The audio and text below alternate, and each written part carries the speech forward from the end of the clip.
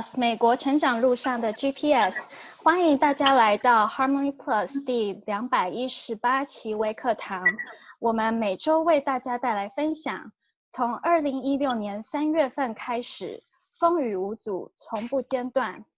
在过去的217期微课堂中，已经有名校招生官、就业指导中心负责人、在美家长及学生等奉献了他们的精彩分享。希望可以用这些在美学习、工作、生活、发展等真实案例，为大家带来更多真知灼见，走出误区。如果您在收听我们的微课堂过程中还有什么问题的话，欢迎您私信我们的倪梦石老师，倪老师会竭力为您回答您的疑问。谢谢支持。The Q&A session today is about Future ShEO, the secret to cultivating successful women leaders. It's an honor to invite the best-selling innovation author and entrepreneur, Deborah, to join us. Before that, let me introduce our company.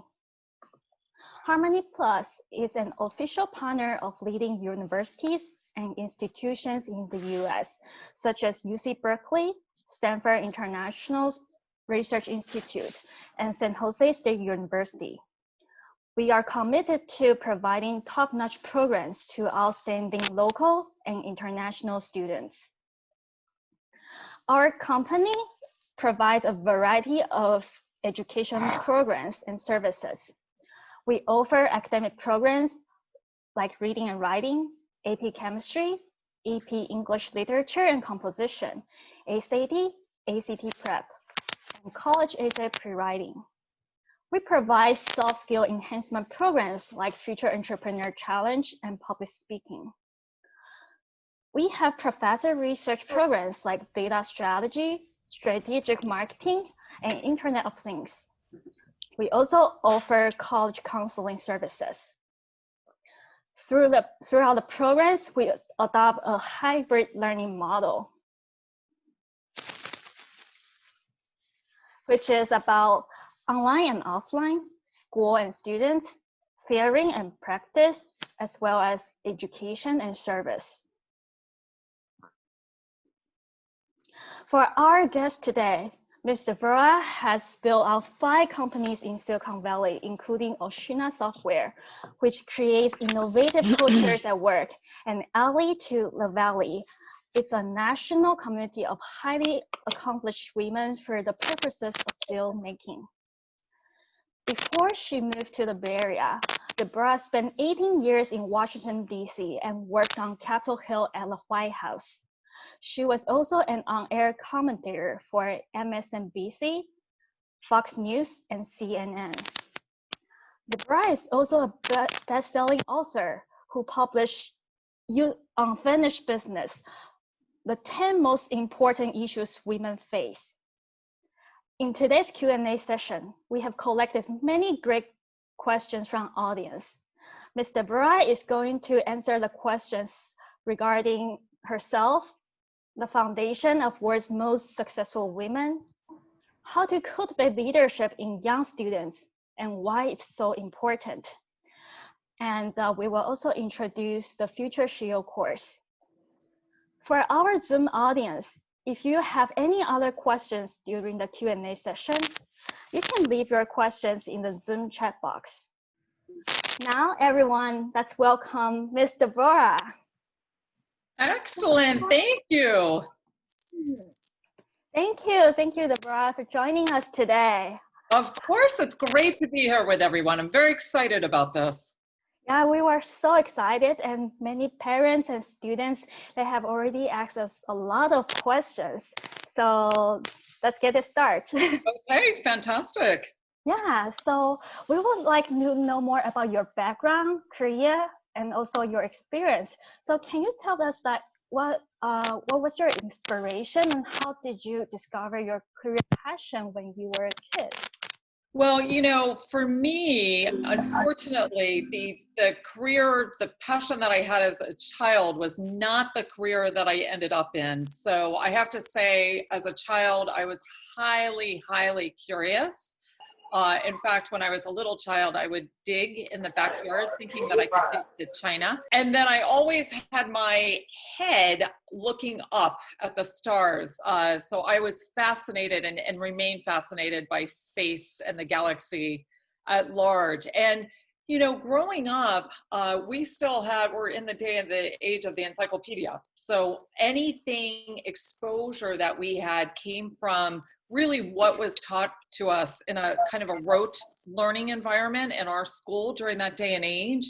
And it wasn't until I ended up in London during my undergraduate that the whole world opened up to me. And as part of this program that I did, getting to go overseas in London, I also got a chance to work in Parliament. So that was really my first love, was advocacy and politics, and really just being enlightened to different people's plights and where they sit and how that determines their success or failure in life. And so I was just a very empathetic child and very curious about how other people were raised and why, just a very basic level of trying to understand how the world works and where I fit into it. And so I went through quite a process on my own without necessarily having that parental intervention to show me kind of the path of where I could head. Got you.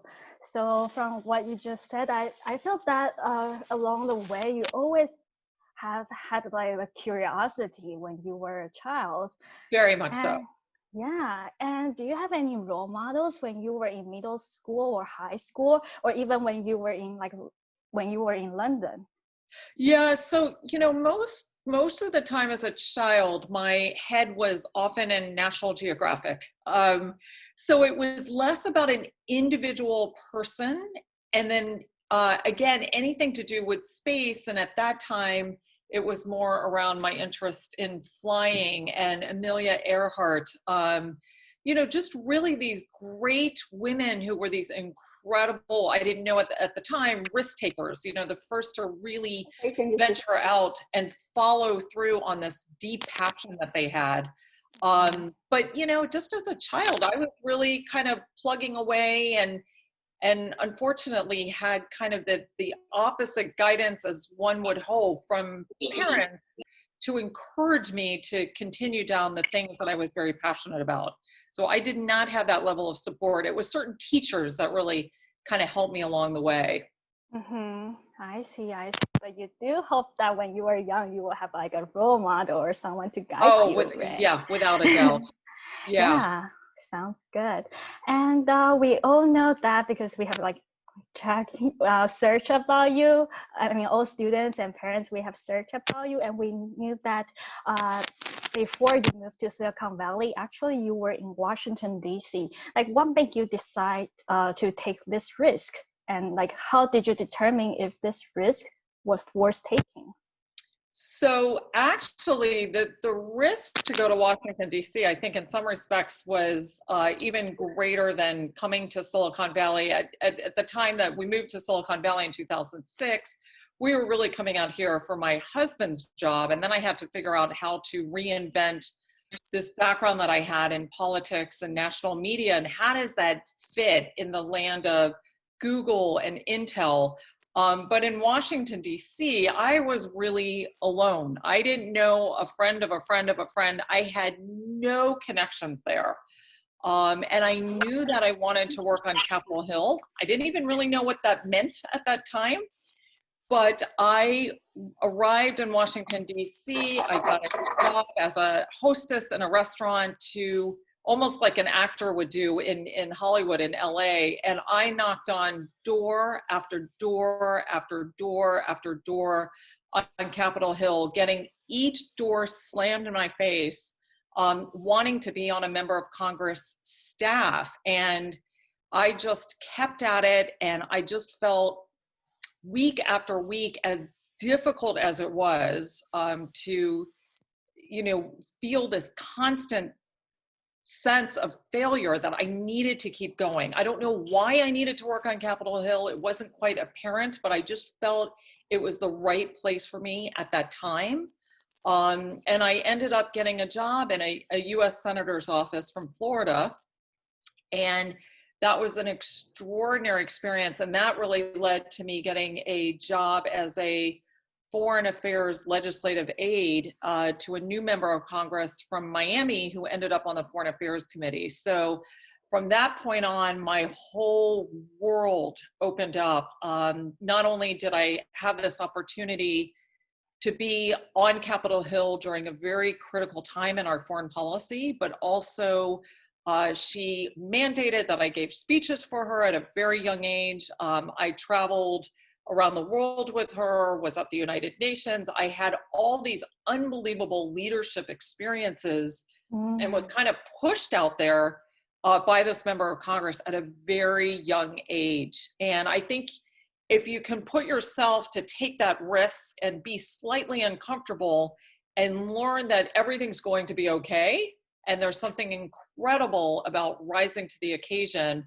that you realize that risk-taking in itself is such a great leadership tool.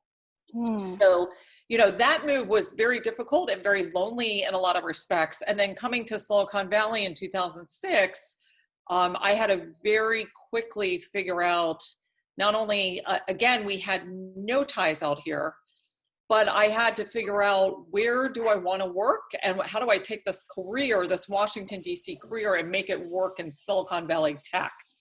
So that was an extraordinary journey that I had to figure out, and a very interesting story that ended up leading to the building of my first company.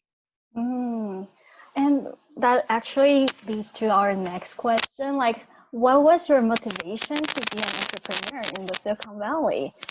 Especially like what problems you were trying to solve when you were founding LE2 Valley?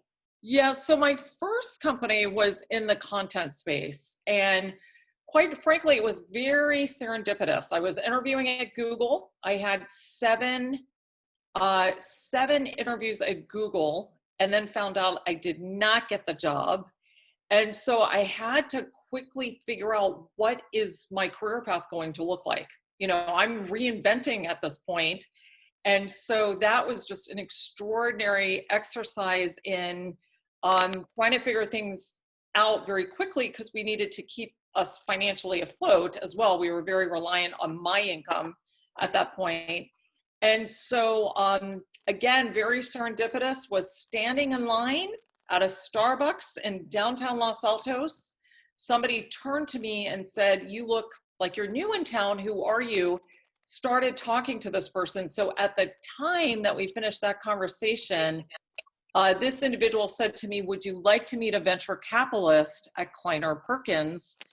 I barely even knew what a venture capitalist did at that point. And sat down with this venture capitalist at Kleiner Perkins, and he had just bought a home from someone who was interested in making an investment in a female entrepreneur. And I met with that woman who said to me, "Figure out something to do and I will fund you." So my first company was called Betting Confidential in the content space. And then 18 months later, that company sold.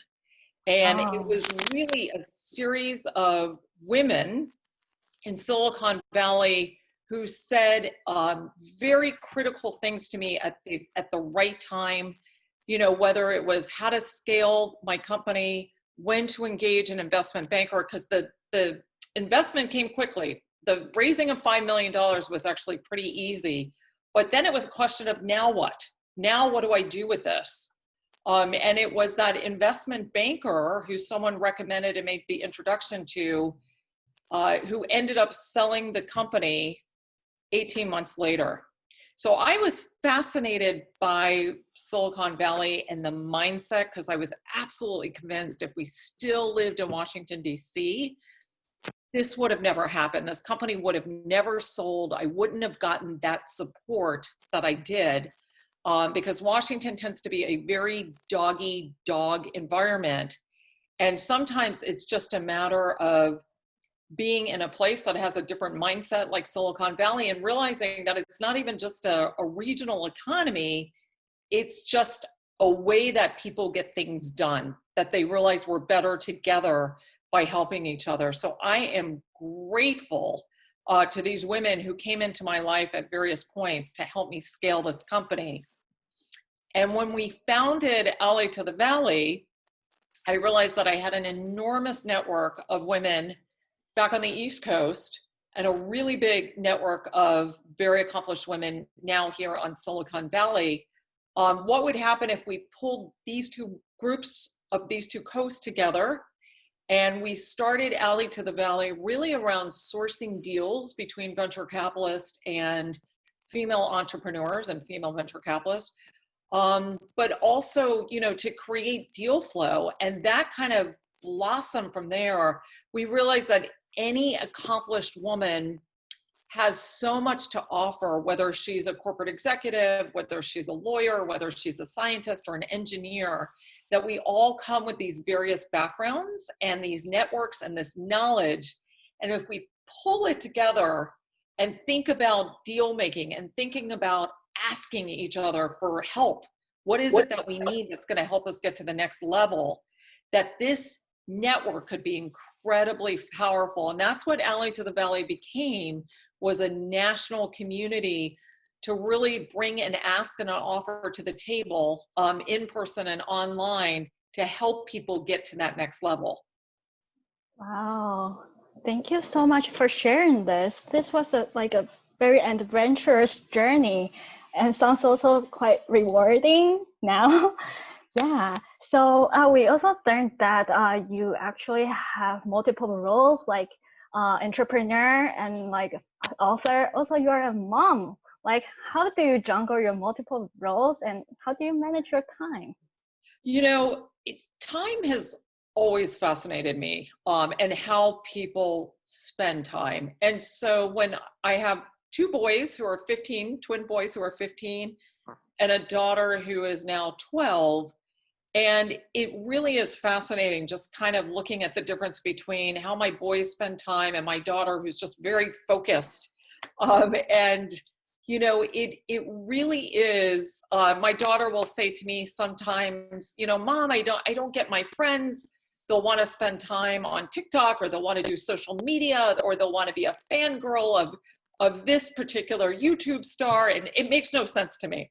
So I'm glad to see that she's very much following my path. And it really is, how do you want to spend your time? I get up in the morning and I go for a run. So I'm also a marathon runner. That time, that quiet, that clarity that comes to me when I'm running is unparalleled to any other time that I get throughout the day.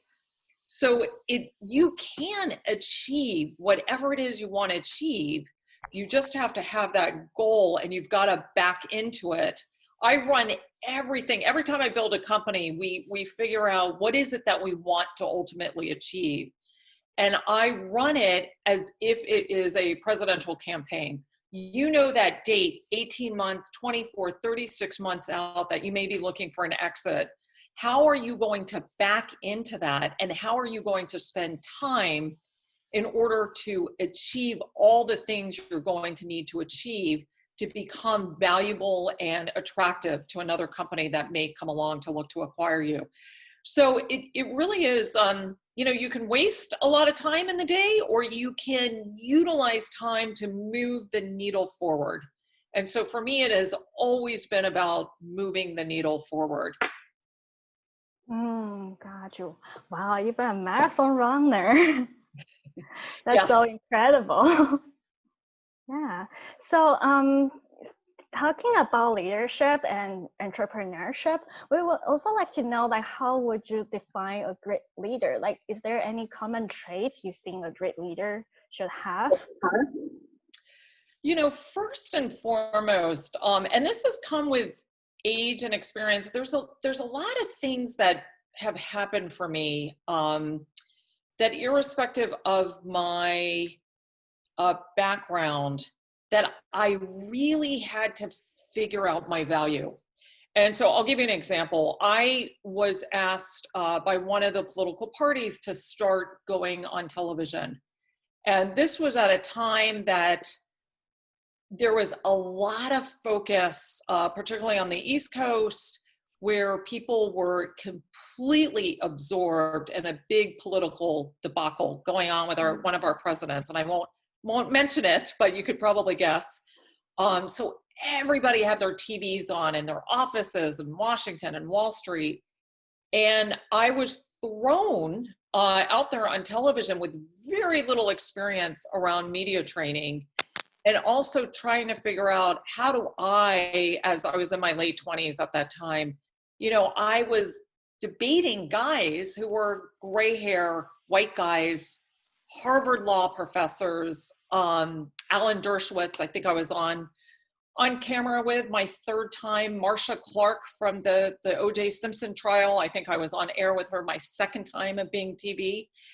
And I just didn't know how to handle it and how to really put myself in a position. Not only were people judging me on what I was saying and the position I was taking, what I was wearing. I mean, I got all sorts of crazy feedback. But at the end of the day, I just had to have a really honest conversation and figure out where my value is. And I was one of the few people, if not the only person at the time, who had worked on Capitol Hill. And this was a big issue, and we were trying to figure out if we were going to impeach the president. So someone needed to understand how Capitol Hill works and how members of Congress think. And at that point, I was able to let it all go, to really understand this is my value that I have to offer. So for me, the greatest leaders are those who are authentic, who know what their value and their competitive advantage is. They're not trying to be something they're not. They're really, really committed to what it is in their belief system. It's almost like I can see through people immediately when I know that they're not really believing in things that they're saying. So much of it is starting from that very authentic place and just being true to who you are and committing and finding your voice and owning it.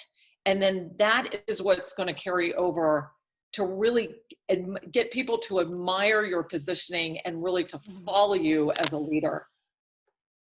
Got it. Thank you. Authentic. Now we learned this. Everyone remember this, being authentic. And can you also elaborate more about how would you define vulnerability? Do you think it's another critical experience toward personal growth? Oh, 100%. 100%. We are all vulnerable. If we're not, then we're not growing, right? But at the end of the day, and I see this in my young daughter right now, it's how do you want to show it? Knowing that you will be judged based on probably most around vulnerability. I mean, that's such a great question. So, sometimes I say, Dean, sometimes you may have to fake it until you make it. And what I mean to that is she's in 6th grade. She's not expected to have all the answers. She's not expected to completely own her voice at this point, as much as I push her to do so. But, vulnerability has got to come to the forefront, and people have to be able to express it. I just get to express my vulnerability mostly through running. And sometimes it's talking to other people, but I have learned over time that any vulnerability or insecurity or problem that I'm trying to solve, probably more professionally than personally, really, really kind of runs its course. You have to find where you can find that strength after going through that process of vulnerability.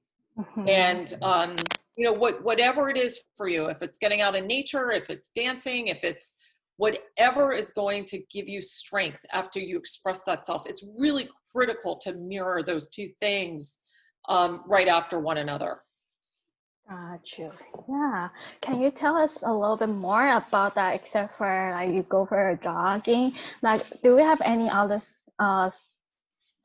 activity or practice that we can cultivate our resilience and skills and maintain a sense of empowerment in the workplace? Yeah. So again, whatever brings people peace, you want to, again, come from this place where you have just this solid foundation. So it could be meditation, yoga in the morning. I've had to learn how to have in both in politics and being on air for sure, almost learning the art of the poker face. And somebody could really upset you or really try to push you in a direction that you don't want to go or really upset you on television. I remember Alan Dershowitz screaming at me, "She's not answering the question. She's not answering the question." And he was just doing this over and over. And it's realizing that you're born a certain way, and you know that particularly as a young child, risk taking is just there. But we go out into the world and we're told what we can do and what we can't do, and how we should do things and how we shouldn't do things. But the quicker you can get to this place where you trust yourself, even at different stage of development, the happier you're going to be and the more empowered you're going to be. Because again, that comes back to that place of authenticity and your value system and what you believe and doing the right thing, however you define what that right thing is. I am constantly told, that something can't be done. And I just kind of laugh to myself because I just enter into another window. If one door shuts, I'll open up another door, I'll open up the window. Anything is possible, and you have to believe that. But it is very, very difficult with workplace dynamics, for sure, because we've got a lot of personalities to work with. But again, it's all about moving the needle forward and not spending a lot of time on negative energy. Mm-hmm. Got you. Speaking about like trusting ourselves, we found that actually like sometimes women are not as confident as many other men leaders. So we were wondering that do you have any like examples of women leaders that you have seen before? You found they are like very confident and very successful. Yeah, and the question is why. I always try to figure out the why. Why I was someone, it didn't matter what I was told, and I had an older brother, and my father handed him a business, and that one sold before he was 30, and my father told me to go into real estate, nothing against real estate at all, because he thought I was great at sales, and he told me to go get married. And despite that, I utilize that to my advantage. And the question is, why do women feel less confident? Because I can tell you, and I think my husband and I would both agree, there is skills that women have that are, we without a doubt, when you're raising a family, we have more on our plate. But it also makes us very smart, because I think we have so many things that we have to process in order to get to that decision making. That my husband and I both feel like my daughter and I can run circles around the boys and the men in this household. So, it's really trying to figure out where that stems from first, because if you believe in yourself, then there's no reason why you shouldn't have confidence, because again, you're coming from this place of authenticity. And so it is really, really critical for women to understand that they have their value, that they have their authenticity, that the confidence is going to come when those things align. If you're trying to be something that you're not, if you're being pushed into a position that maybe is not quite right for you, or where your strengths lie, there's always going to be this disconnect overall. I'm really fortunate. I'm surrounded by the most accomplished women I've ever known in my life. And we are incredibly supportive of each other. So, you know, a lot of us are really, really good at asking. I tell women they should have an ask every single day. What is it that they need that's going to move them to the next level?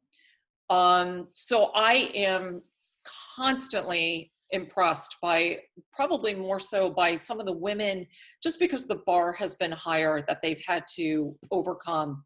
Mm-hmm.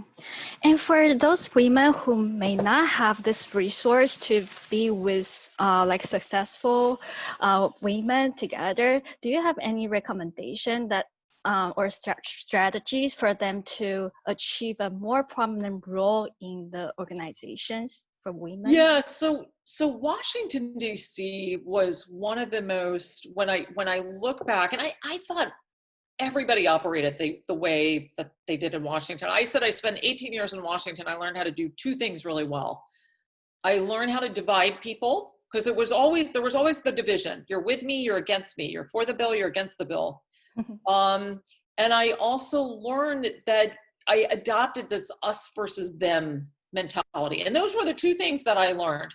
It was a very dog-eat-dog environment. And we had a president who said, if you want a friend in Washington, get a dog. I got a dog. Sometimes you have to go internal within yourself and not engage in negativity that can erode and chip away your confidence, your risk taking.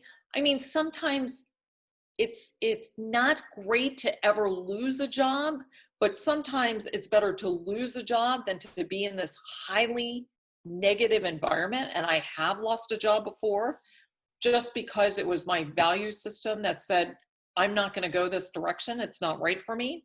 I've been let go because of that before. And I have no regrets.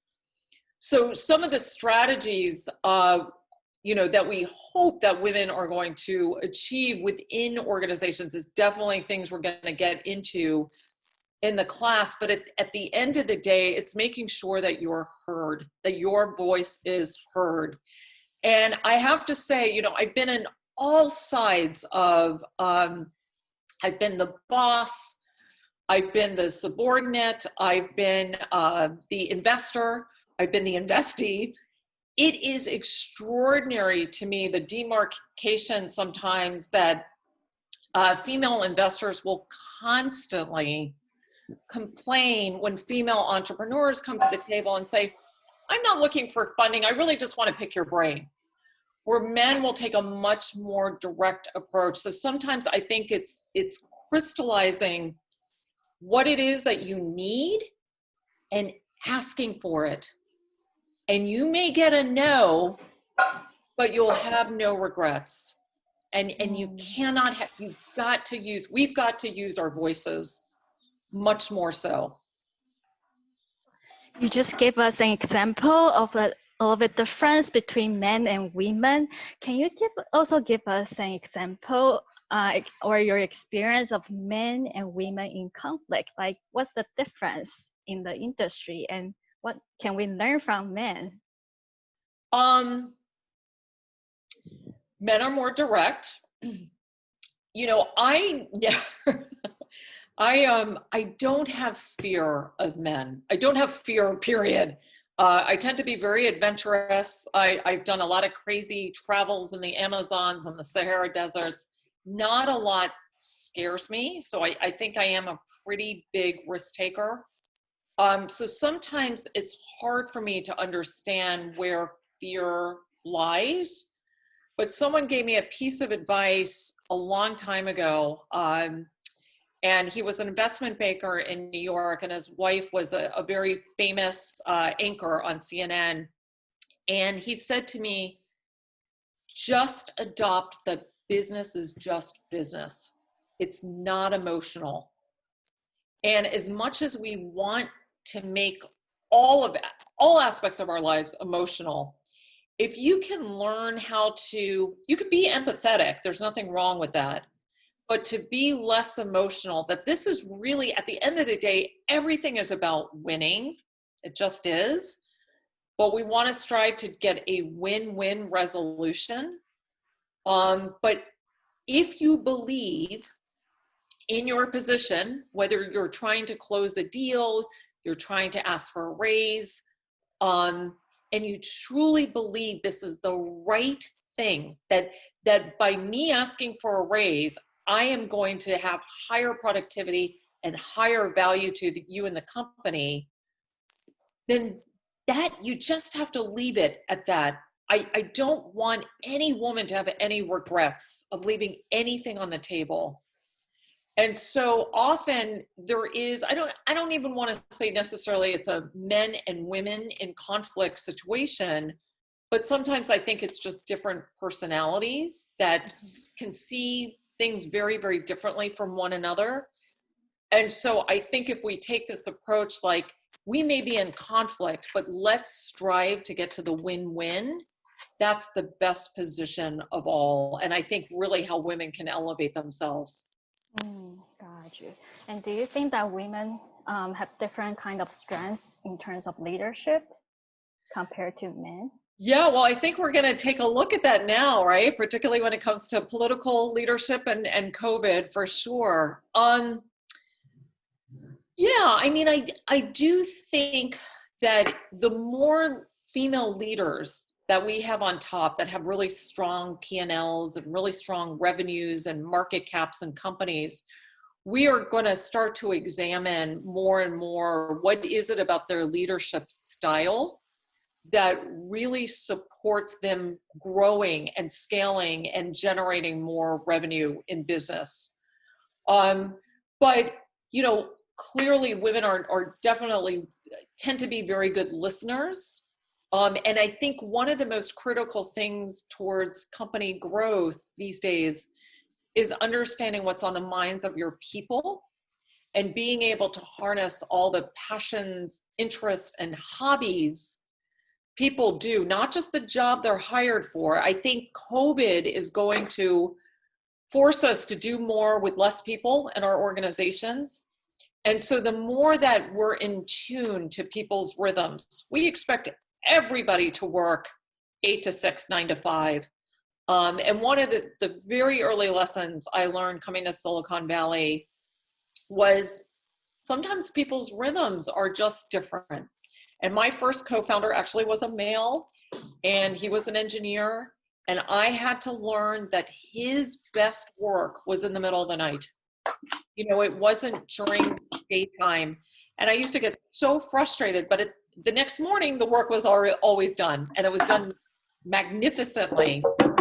And so I think the more we can be in tuned to people's rhythms and how they work and when they do their best work and where they do their best work, women will have that competitive advantage of being able to adapt in ways that work is going to force us to evolve. And it's about time we evolve. I see. Wow. So in terms of like leadership, we think that leadership, we have many like parents and also young students joining our webinar today. And they also really want to know that like, why is it so important for young people to learn the leadership skills? Like, do we have to cultivate leadership skill when we are just like middle school and high school students? Yeah, again, you know, this is just a topic that fascinates me. And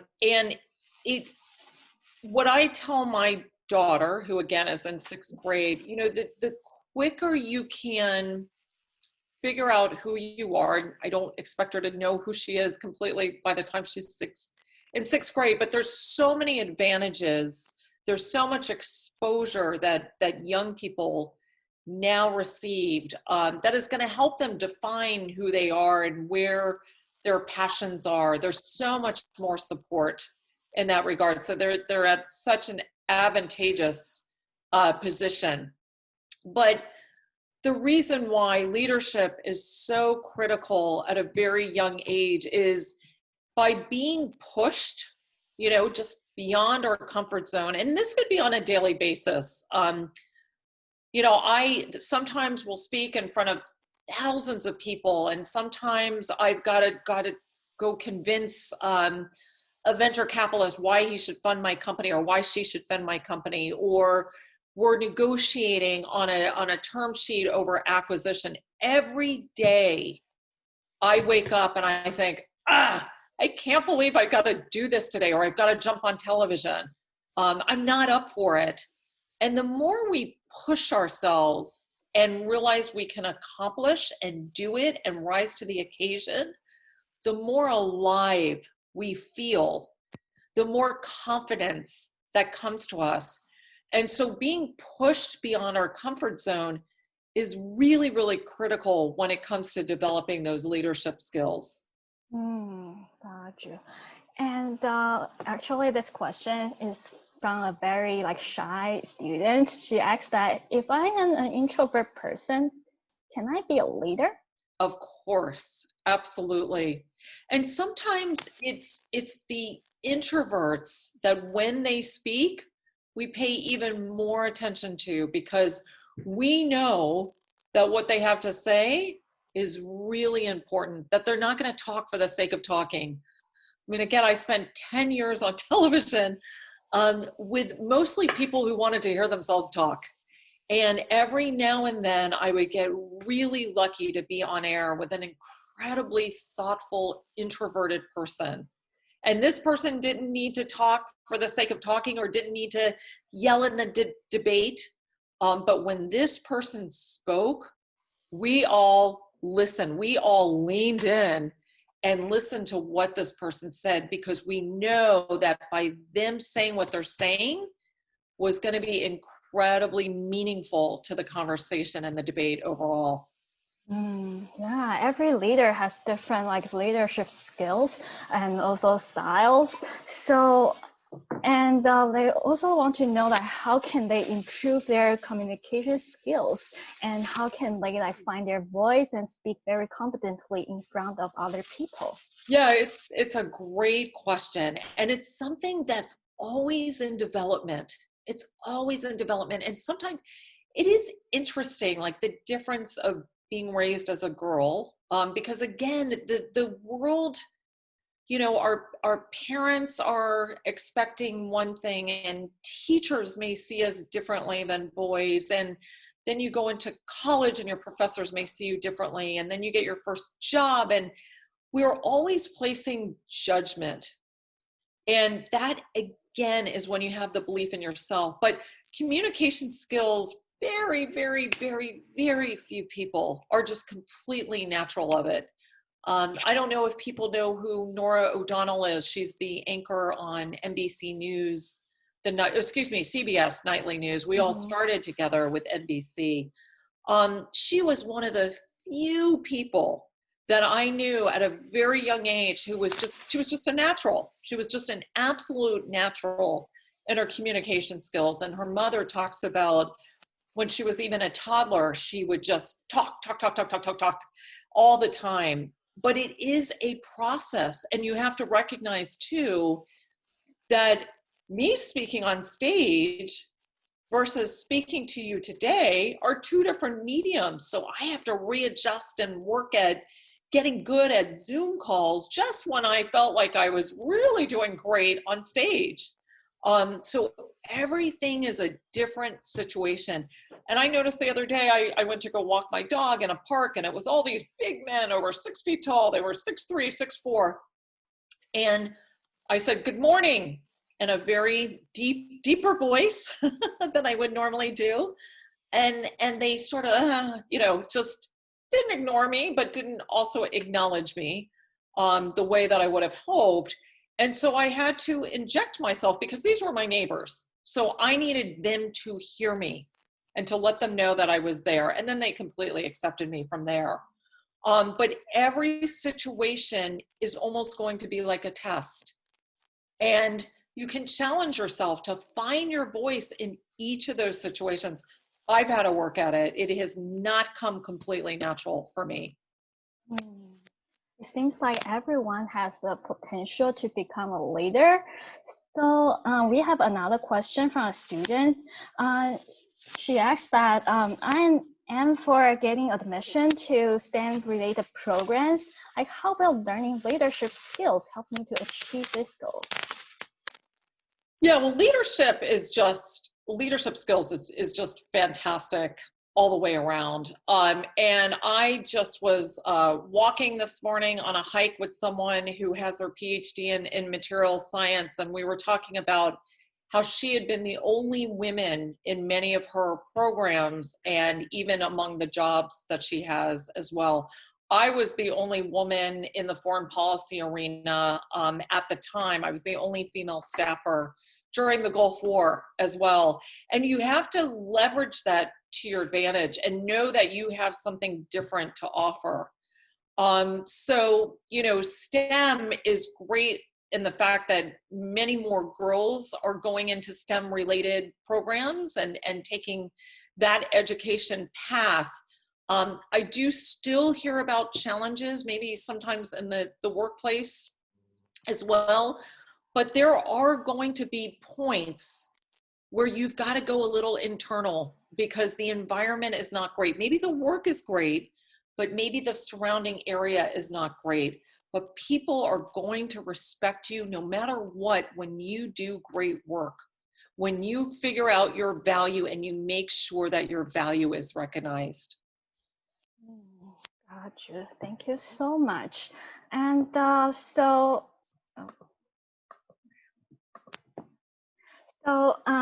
let's introduce our course about the future global ShEO. So during this course, Deborah will personally teach the online classes, offer like guest speakers in leadership, and transfer the knowledge to students by conducting case analysis. So Deborah, can you elaborate more about this program, like what students can learn from this course? Yeah, absolutely. So the most important thing is you're not expected to know. So some people are born knowing what they want to do.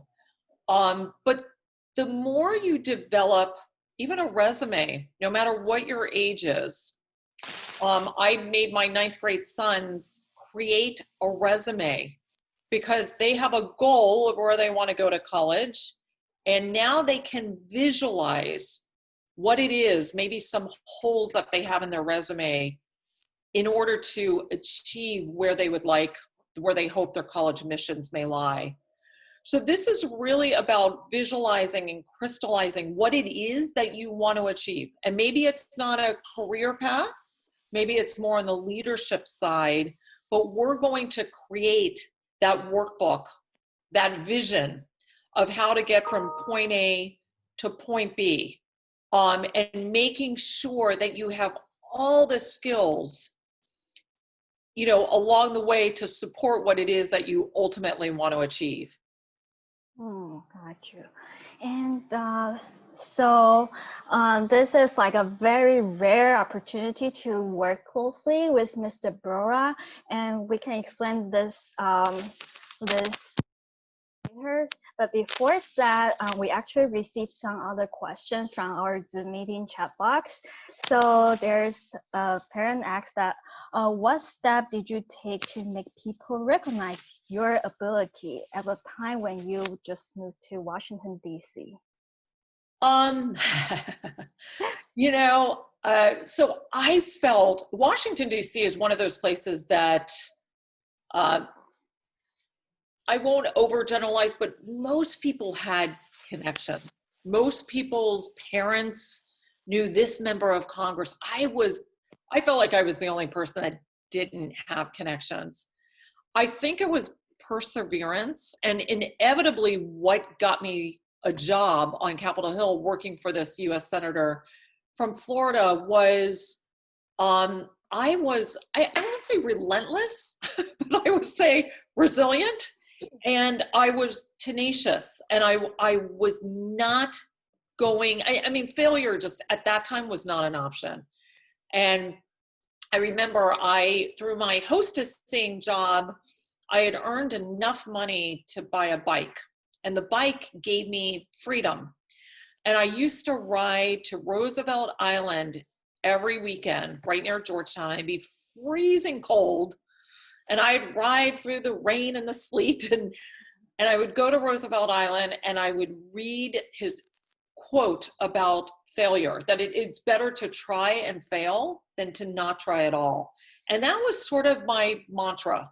That was it. And so, you know, I think there was one person who just recognized I wasn't going to give up.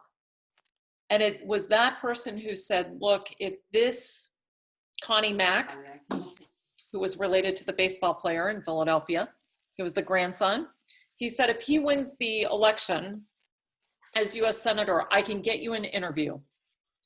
What you do with that is up to you. And I think we had about a staff of 35 people, around that number, when Connie Mack won the election. I was the only person that did not work on the campaign or did not work for a senator previously, the only person. And so I think it's just, you know, these are the things that we have to reach deep within ourselves and continue to try, because the alternative of not trying is far worse overall. Got you. We also got another question, which you probably touched a little bit earlier. This question is that how do you balance your work and home as a responsible woman? Yeah, you know, that's such an interesting question, because when my kids were younger, first of all, I did make the cognizant decision. Once I didn't get the job at Google, I wasn't offered the job. My first co-founder and I made a decision that we wanted to be around our kids, and we both decided we could do this. We could work from home, because our office actually was, our main office was in New York. So I did have to travel to New York about once a month. But, you know, other than that, I was around, and of course we did have childcare. I'm finding as my kids get older, they need me more. So while we don't have the childcare needs that we had at the time, because that was just logistics, it was taking care of the kids, making sure they're safe, getting them fed. Now it's more the emotional support that I think is really critical. And I am that parent who says, you can do anything. You can, anything is possible. And so, you know, I'm very much about a growth mindset rather than a set mindset. My husband's kind of the opposite, so I have to counterbalance that. And so, you know, I'm incredibly focused. And I think for us, it was this time where my husband does get the kids off to school and does drive them in the morning. I will tend to start work sometimes 6:30, 7 o'clock in the morning. And I will work straight until the time that they need to be picked up. But at 3:30, I'm usually taking a kid to soccer or some sporting training. I'm there, I'm present. And I may work while my child is going through their sports training, but I'm there, I'm present in the car when I'm with them, for sure.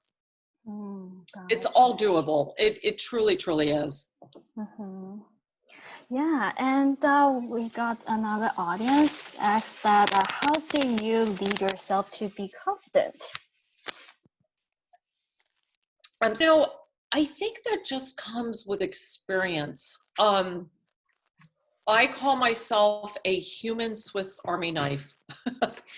I've done a lot of things, and still to this day, my expertise is in innovation.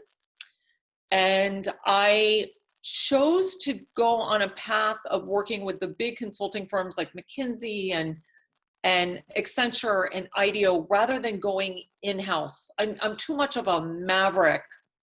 And so I like to take a little bit of knowledge from everywhere I've been. And I think with that comes a lot of confidence, and I do avoid negativity. To me, negativity, someone trying to push me down, to chip away at who I am, to not provide the psychological safety, I'm more likely to tell them where they can go rather than to tolerate it. And maybe I did have some experiences earlier in my career that made me realize what I didn't want to do. And I just made a pact with myself at one point. I was never going to let anybody put me down or treat me with less than respect. I'm going to give it to you. And I think in Silicon Valley, there is this mindset that you can dream and think about things that people have never thought about before. But that mindset and that kind of community and that tribe works really well for me. I remember in Washington, I was constantly thinking about business ideas, and I would bring it to people I respect, and they would say, well, if it was such a great idea, it would have been done already. And we just think very, very differently here. And that this mindset is just a beautiful thing to give an individual a lot of confidence. Got it. And we actually got a very interesting question that what if you didn't meet with the VC person at Palo Alto? What did you originally plan with your life? You know, I was trying to figure that out, actually, because I didn't get the job at Google. I didn't really have much of a network here. You know, I didn't know. I did not necessarily have the intention of building a company, but once I did, I realized I was very good at it. And I loved the strategy of making things happen. You know, for me, everything is almost like a big chessboard. You know, I could be driving on the highway and everything's like, how do I get 3 steps ahead? You know, I'm always thinking strategically. So for me, entrepreneurship and business was a very natural fit. I don't necessarily, I'm not great at managing people. I much prefer to be focusing on the thought leadership and the content. But I know how to scale things very well, and I can see the big picture and be very strategic about it. Mm-hmm. So I kind of fell into it. It wasn't anything that was purposeful at that time. We actually have a question from Ella. She asks that, how can you create a platform for advocacy that reaches so many people? So in the case of Valley to the Valley, we're now over 10,000 women across the country. But really what happened in that perspective is the New York Times ended up covering the launch of Valley to the Valley. So that's what kind of brought it to the forefront and really gave it a lot of exposure. But if you're trying to build something around advocacy, again, when you so strongly believe in something and it's conveyed through your writing and your speaking and your leadership, you know, people will follow you. They really will believe in and have the trust to want to join on your bandwagon. So it's a slow process, but that's where the resiliency comes in. Mm-hmm. Just the true commitment at what it is that you're trying to achieve. Mm-hmm. Yeah, and we have another question from Mary. She said that she saw there's like a 3-year gap between your undergrad and grad school. Did you want to inherit grad school, or did you progress during this time to motivate you to attend grad school? So they're actually, so what is not on my LinkedIn, I actually did a semester of law school. So I finished my undergrad in London, my 3rd year I spent there. Then I came back and studied for the LSATs, went to law school down in Miami, where I'm from, and did a semester of law school, and it just wasn't the right fit for me. And that's when I really made this determination that I needed to be in Washington, D.C. So I finished undergrad in 3 years, and then started graduate school at Georgetown, I think roughly in 1990. And then I got a master's and then entered into the PhD program. And unfortunately, Georgetown said you need to go back to school full time, and I couldn't afford to do that and be able to live as well. So, you know, working on Capitol Hill and traveling the world like I was traveling, because I was the foreign policy aide for this member of Congress, it didn't really lend itself initially to going to grad school. So I had to go to grad school at night. So I worked during the day and went to school at night, and ended up paying for my own undergrad and graduate school as well. 我们每次微课堂的分享都不是标准答案，孩子的成长中也没有标准答案。我们试图用每个故事、每个案例，为大家带来更加宽广的视野、更加客观的认知、更加清楚的了解在美学习、工作、生活、发展等这件事情。那今天的微课堂就到这里了，谢谢您的关注和参与，我们下期再见。